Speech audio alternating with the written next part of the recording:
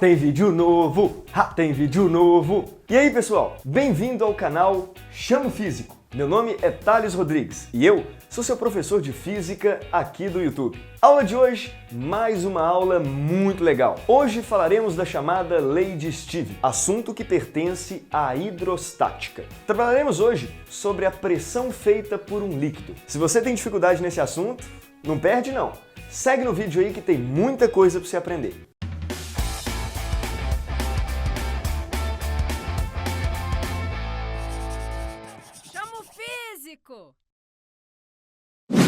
Olá, muchachos!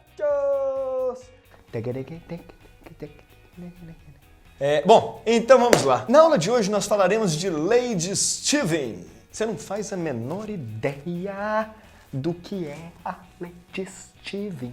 A Lei de Stevens, ela faz parte de um conteúdo que pertence à hidrostática. Hoje nós falaremos da pressão da coluna de um líquido. Acompanhe aqui que você vai gostar da aula. Coloquei aqui um recipiente com um determinado líquido. Se eu for analisar, por exemplo, o fundo desse recipiente possui uma determinada área A. Sobre o fundo desse recipiente atua uma força. Que força? Sobre o fundo desse recipiente, o líquido faz uma força. A força que o líquido faz sobre o fundo do recipiente é a força peso desse líquido.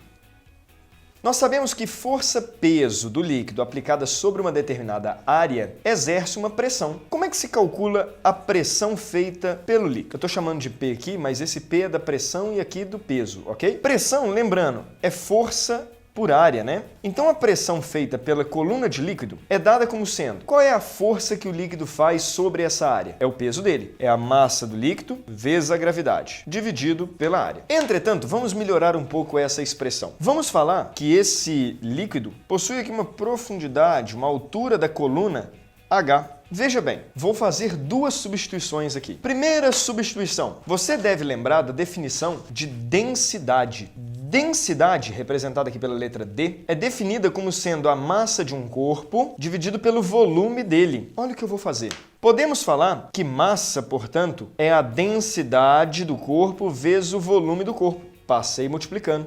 Vou substituir essa massa aqui na expressão. Ficando assim, ó, a pressão exercida pelo líquido é igual a massa, que é densidade do líquido, vezes o volume, vezes a gravidade, dividido pela área de atuação dele. Uma segunda substituição interessante aqui seria pensar no volume do líquido. O volume do líquido pode ser substituído pela seguinte expressão. O volume dele é o volume do cilindro, não é isso? E lá da matemática, como é que se calcula o volume de um cilindro? É a área da base vezes a altura. Substituindo a expressão, ficamos assim, ó. A pressão feita pelo líquido é igual a densidade do líquido vezes o volume, que é a área da base vezes a altura, vezes gravidade, dividido pela área da base. Podemos cortar A com A. Chegamos então que a pressão feita pela coluna de líquido pode ser escrita como dGH. Essa expressão, que determina a pressão da coluna de um líquido, é chamada Lei de Stevens. Então é assim que se calcula a pressão feita por um líquido a uma profundidade H. Pressão tem algumas unidades. No sistema internacional, importantíssimo, no sistema internacional, vou colocar aqui entre colchete, pressão é dada como Newton por metro quadrado. Newton por metro quadrado, que a gente também chama de Pascal. Essa é a unidade do Sistema Internacional. SI, Sistema Internacional. Mas temos uma outra saída que é bem comum também da gente utilizar. Pressão também pode ser dado em ATM. Essas duas unidades, existem outras, mas essas duas unidades é importante que você conheça. Inclusive, aproveito para contar um caso de sala de aula. Alguns alunos conseguem nos surpreender em algumas situações. Os alunos. Teve uma vez que uma aluna foi me perguntar sobre uma questão e ela falou assim: Thales, eu não estou entendendo. A questão fala aqui para a gente considerar uma pressão de 5 atm. Aí eu falei, atm? Aí ela, tá aqui, ó, 5 atm. Pelo amor de Deus. Pressão é dada em ATM. Atm. É muito chique, mas não é bom. Curiosidade, não é importante você saiba isso não, mas a conversão entre atm e Newton por metro quadrado é que 1 atm corresponde a aproximadamente 1 vezes 10 a 5 Pascal, tá? Mas não se preocupe com essa informação. Uma informação que você deve se preocupar, essa sim importantíssima, é a seguinte. No cálculo da Lei de Stevens, para que a pressão do líquido saia em Pascal, que é o sistema internacional, tenha atenção a esse cara aqui, ó. a densidade do líquido. Muitos alunos erram questão porque erram a densidade. Densidade é massa por volume. Se é massa por volume, no sistema internacional, ele é dado em quilograma por metro cúbico. É essa unidade que você tem que usar aqui, ó, quilograma por metro cúbico. Mas muitas questões, é bem comum, te dão informação da densidade em grama por centímetro cúbico. E aí você precisa transformar de grama por centímetro cúbico para quilograma por metro cúbico, que é o que você deve utilizar. Você deve multiplicar por 1000.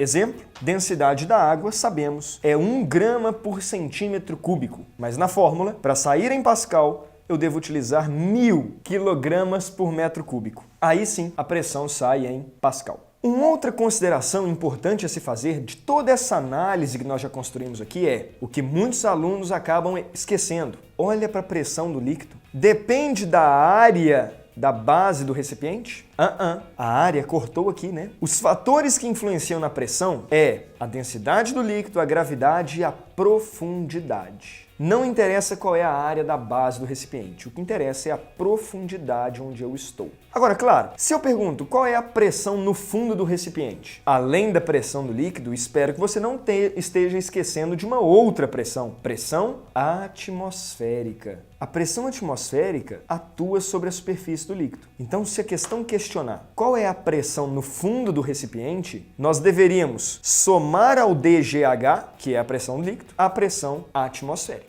Essa sim seria a pressão total no fundo do recipiente. Um líquido muito especial, que a maioria das questões trabalham, é a água. É o que nós vamos falar a partir de agora. Pressão feita por uma coluna de água. Nós já sabemos então que a pressão varia com a profundidade. Você que mergulha, ou até mesmo nadando numa piscina, percebe isso. Quando você vai aumentando a sua profundidade, começa a surgir um incômodo no ouvido, não é isso? Aquela dorzinha chata. Por que dessa dorzinha? Porque a pressão externa está aumentando e ela empurra o seu tímpano para dentro e isso acaba gerando um desconforto. Quando a gente fala de água, temos um resultado que é um resultado até que vale a pena você decorar.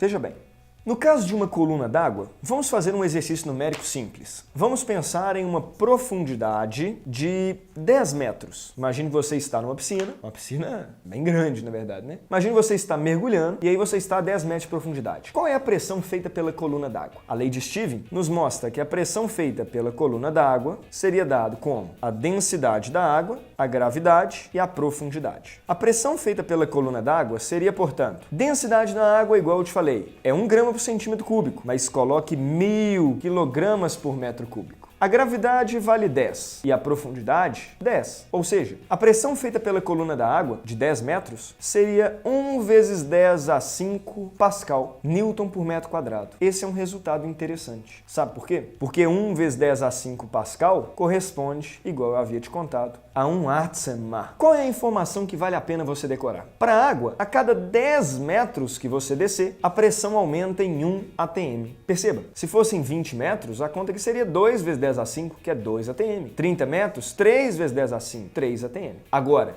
não caia na pegadinha. Essa é a pressão feita pela coluna de água. Não se esqueça de somar ainda a pressão atmosférica. Ou seja, a 10 metros de profundidade, supondo que a pessoa esteja no local onde a pressão atmosférica é também 1 atm, a pressão total nesse nível seria a pressão atmosférica mais a pressão feita pela coluna de água. A 10 metros, 1 da pressão atmosférica e 1 da coluna d'água. A 20 metros, seria 1 da atmosférica mais 2 da coluna d'água, 3 atm. 30 metros, 1 da pressão atmosférica mais 3 da coluna d'água, 4 atm. Então essa é uma informação que vale a pena decorar. No caso da água, para cada 10 metros, a pressão da água aumenta em 1 atm. Só que não se esqueça de somar a pressão atmosférica. Pensando nisso, a gente entende agora o formato de uma barragem. Não sei se já teve oportunidade de visitar alguma barragem, mas uma barragem ela é feita, geralmente, com essa estrutura aqui, a contenção, com a base ficando cada vez mais larga. Por quê? Porque nós sabemos que quando a gente vai aumentando a profundidade, a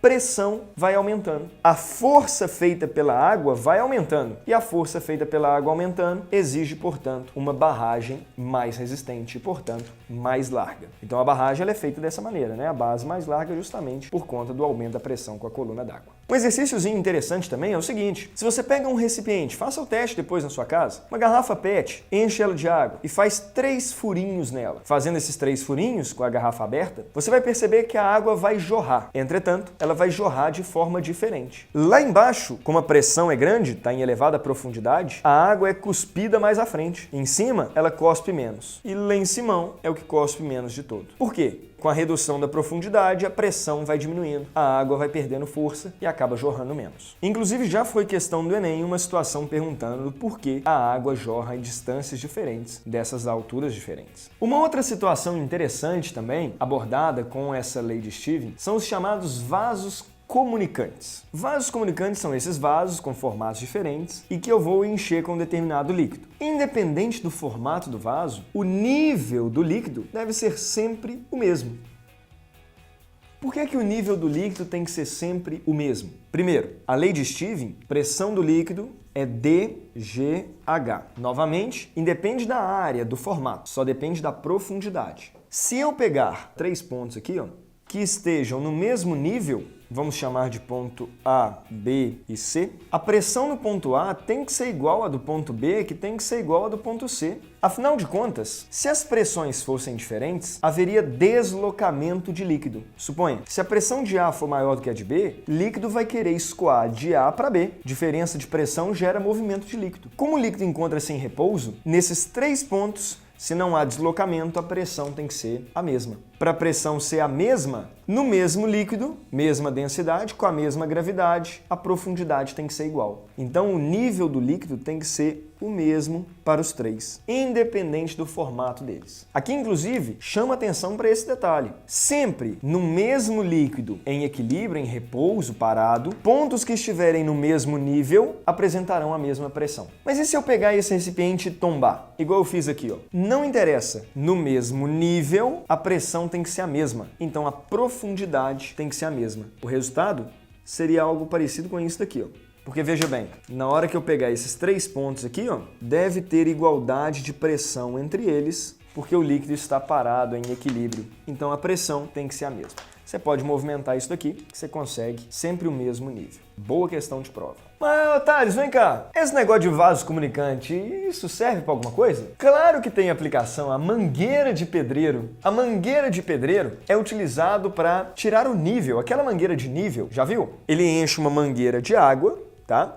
E aí não interessa o movimento que você faça, a água vai ficar sempre no mesmo nível. Então você pode ir num ponto, coloca a mangueira ali, marca esse nível, vai no outro ponto e marca o outro nível. Esses 2 pontos estarão, portanto, nivelados. O fundamento físico disso são os vasos comunicantes. Tem uma outra situação que eu gostaria de discutir ainda com você no finalzinho desse vídeo. Um experimento famoso na hidrostática chamado experimento de Torricelli. Torricelli pegou um tubo, de 1 metro, um tubo de 1 metro, e encheu esse tubo com mercúrio. Ele tinha um recipiente que tinha mercúrio também. O experimento de Torricelli é interessante, tem a ver com a lei de Stevens, mas ele é interessante para determinar a pressão atmosférica. Porque veja bem, o que Torricelli fez? Tampou esse tubo, virou ele de cabeça para baixo e colocou nesse recipiente que já continha mercúrio. O resultado foi esse. O que ele encontrou quando ele virou esse recipiente, o tubo, no recipiente com mercúrio, não foi todo o mercúrio que desceu, transbordando no recipiente. Mas sim, uma parte dele desceu. E o resultado foi esse daqui,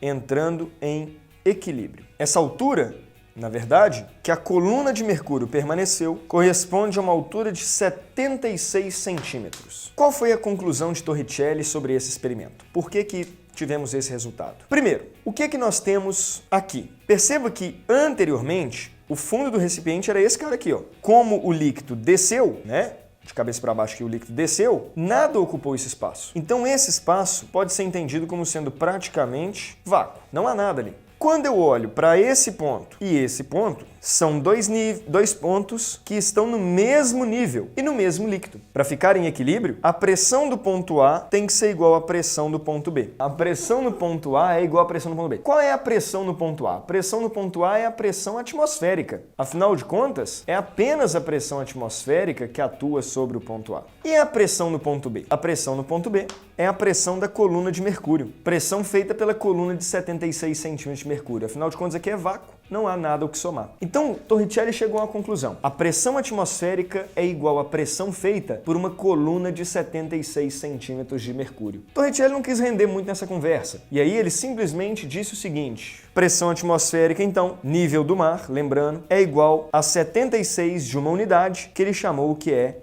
centímetros de mercúrio. Centímetros de mercúrio é uma outra unidade para a pressão. Falar que a pressão atmosférica é de 76 centímetros de mercúrio significa dizer que ela corresponde à pressão feita por uma coluna de 76 centímetros de mercúrio. Você pode utilizar agora desse resultado e fazer uma conta. Lei de Stevens. Se a pressão atmosférica é a pressão de uma coluna de 76 centímetros de mercúrio, basta você fazer a densidade do mercúrio vezes a gravidade vezes essa profundidade. E quando você faz essa conta, adivinha o resultado que você encontra? 1 vezes 10 a 5 Pascal. Newton por metro quadrado, utilizando a densidade do mercúrio, a gravidade e os 76 centímetros. Então pronto, o experimento de Torricelli é interessante porque ele nos mostra quanto vale a pressão atmosférica. Então pronto, o experimento de Torricelli então ele foi importante para determinar esse valor da pressão atmosférica. Lembrando que nós estamos falando da pressão atmosférica do nível do mar. Quando você vai aumentando a altitude, a coluna de ar, a quantidade de ar que tem sobre as nossas cabeças, vai diminuindo, né? Então a pressão atmosférica ela diminui com a altitude. Mas enfim, espero que tenha entendido a chamada Lei de Stevens. Não esquece de curtir esse vídeo, indicar aos seus amigos, distribuir em grupos de WhatsApp, falar pra avó, pra mãe, pra todo mundo, priminho, pequenininho, todo mundo que você puder. Mostra esse videozinho pra ele, porque eu tenho certeza que assim você vai ajudar o nosso projeto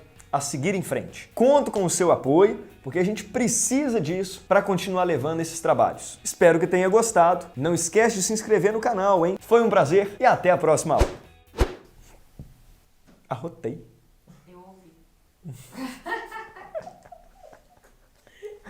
Olha só. Esse negócio é bem sensível mesmo, né? Porque eu arrotei para dentro ainda, sabe? Sabe quando você tenta arrotar e guardar ele para você? Você tenta, tipo, comer o arroto?